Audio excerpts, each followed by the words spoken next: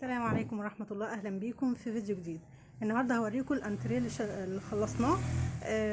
ده طالع كمان شوية، بس قلنا نصور قبل ما يتسلم زي ما متعودين، نصور لكم الشغل وننزله لكم على القناة. الأنتريه هنا معايا 4 قطع، كنبتين و2 فوتيه.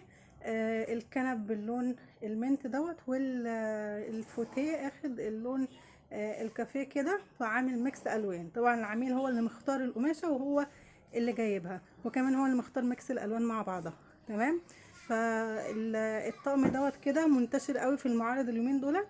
ف طبعا جاب لنا صورة الموديل وعملناه عندنا في الورشة. فهو واخد الستايل التركي كده، الرجول العالية والظهر الثابت. ده بالنسبة للانتريه. طبعا ده الفوتيه كده، ودي الكنبة الصغيرة تبقى 2 مقعد. هنا في الفيليتو دوت اللي هو شبيه الستيل يعني، فما اتعملش. العميل كان عايزه ذهبي كده، عايزه ستيل. فشغلنا المعتاد ان احنا بنعمله من نفس القماشه، يعني نعمل فيليتو من نفس القماشه، بس العميل كان عايز الشغل الذهبي ده. تمام.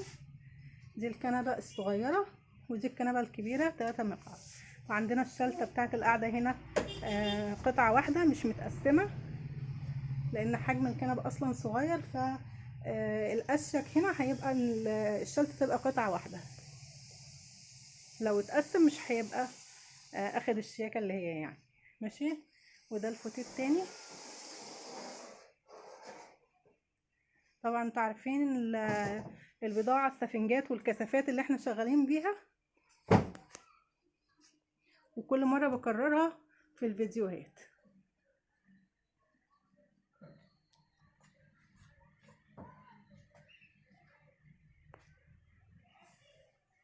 الطقم طالع بسم الله ما شاء الله.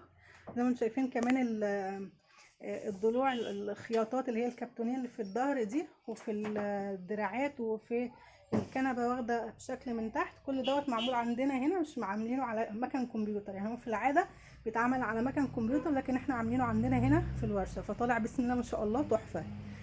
هو احنا بنعمله هنا، يعني بنتعمد نعمل الحاجات دي هنا عشان السفنجات اللي احنا بنستخدمها نبقى واثقين فيها.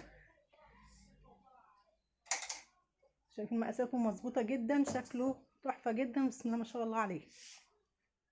شايفين حتى السفنج عشان كثافه عاليه مع الخياطه. بصوا بارز ازاي.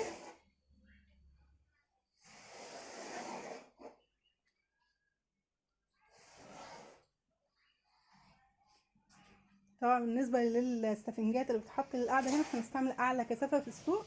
طبعا كنا بنستعمل 45، بس هي بقى لها مده مش بتنزل. حاليا الموجود اعلى كثافه 40. فالسفنج بتاع الشلته القعده هنا كثافه 40.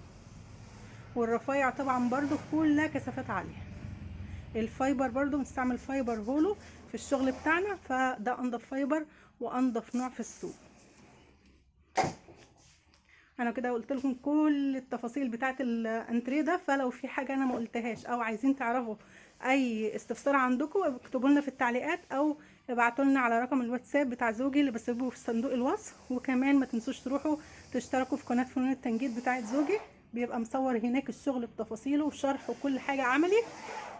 بس كده الفيديو بتاعنا النهارده. لو عجبكم الفيديو اعملوا لايك واشتركوا في القناه. والسلام عليكم ورحمه الله.